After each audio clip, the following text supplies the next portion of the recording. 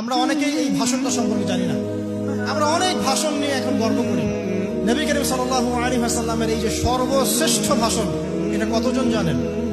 বিদায় হজের ভাষণ। কতজন জানেন বিদায় হজের ভাষণে নবী সাল্লাল্লাহু আলাইহি ওয়াসাল্লাম কি বলেছিলেন উম্মতকে?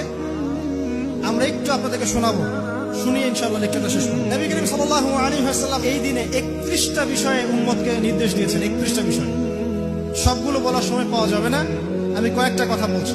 নবী করিম সাল্লাল্লাহু আলাইহি ওয়াসাল্লাম সবার সামনে দাঁড়িয়ে দীর্ঘ 23 বছর অক্লান্ত পরিশ্রম করে দাওয়াতি মিশন কমপ্লিট করার পরে সবাইকে সমবেত করে একটা হজ করলেন।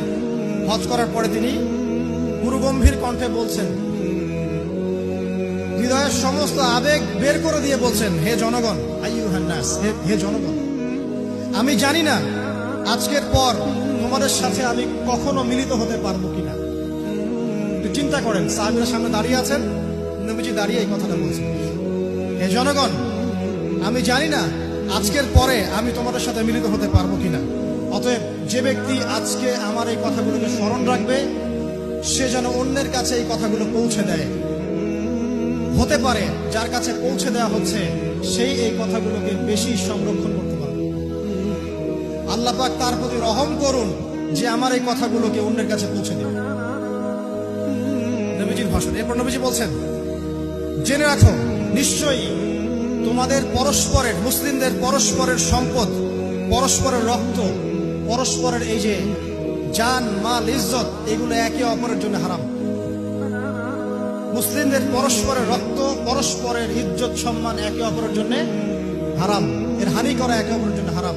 ঠিক যেমন আজকের এই দিন হারাম, এই শহর হারাম, এই মাসও হারাম।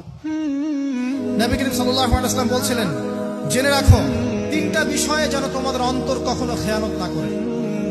3টা বিষয়ে তোমাদের অন্তর যেন কখনো খেয়ানত না করে। 1, তোমরা যে কাজটাই করবা শুধু আল্লাহ পাকের সন্তুষ্টির জন্য করবে। তোমরা যে কাজই করবে শুধু আল্লাহর সন্তুষ্টির জন্য করবে। তোমাদের শাসক বর্গের কল্যাণ কামনা করবে। তোমাদের শাসক বর্গের কল্যাণ কামনা করবে। 3 নাম্বার, মুসলিমদের জামাতকে আঁকড়ে ধরে রাখবে। মুসলিমদের ইউনাইটেড কমিউনিটিকে আঁকড়ে ধরে থাকবে। এই 3টা বিষয় পালনের ক্ষেত্রে তোমাদের অন্তর যেন খেয়ানত না করে।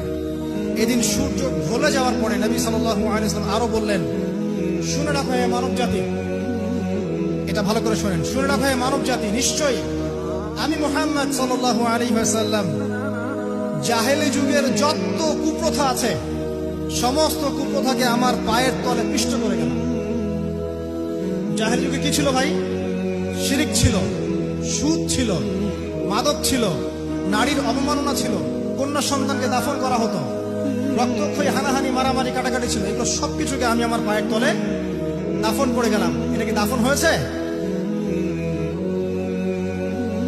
তিনি বলছেন, নিশ্চয়ই আমি জাহেলি যুগের সুদকে আমার পায়ে তলে পিষ্ট করে যাচ্ছি। সর্বপ্রথম যার সুদ আমি পিষ্ট করছি তিনি হচ্ছেন আব্বাস ইবনে আব্দুল মুত্তালিব, আমার চাচার সুদ। নিজের পরিবার থেকে দৃষ্টান্ত স্থাপন করলেন। তিনি আরো বললেন, হে উপস্থিত জনগণ, তোমরা মেয়েদের ব্যাপারে সতর্ক থাকবে এবং তোমাদের স্ত্রীদের ব্যাপারে সতর্ক থাকবে, তাদের হকের ব্যাপারে সতর্ক থাকবে, কেননা তোমরা তাদেরকে আল্লাহর কালিমার মাধ্যমে হালাল করে নিয়েছো। অতএব তাদের ব্যাপারে তোমরা সতর্ক থাকবে। তোমাদের উপর তাদের হক হচ্ছে তোমরা যা খাবে, যা পরবে, তাদেরকেও তাই খাওয়াবে, তাই পরাবে। আর তাদের উপর তোমাদের হক হচ্ছে তারা তোমাদের বিছানায় এমন কাউকে আসতে দিবে না যাদেরকে তোমরা অপছন্দ করো। নবী করিম সাল্লাল্লাহু আলাইহি ওয়াসাল্লাম আরো বলছেন, এই দিন, আইয়ুহান নাস, হে মানব জাতি, তারাকতু ফীকুম আমরাইন, জেনে রাখো আমি তোমাদের সামনে মাত্র 2টো বস্তু ছেড়ে গেলাম। কয়টা বস্তু? লান তাদিল্লু মা তামাসসাকতুম বিহিমা, তোমরা কোনোদিন পথভ্রষ্ট হবে না যতদিন এই 2টা বস্তুকে আঁকড়ে ধরে থাকবে। কিতাব আল্লাহ, আল্লাহর কিতাব, ওয়া সুন্নতি নবীহি, এবং তার নবীর সুন্নাহ।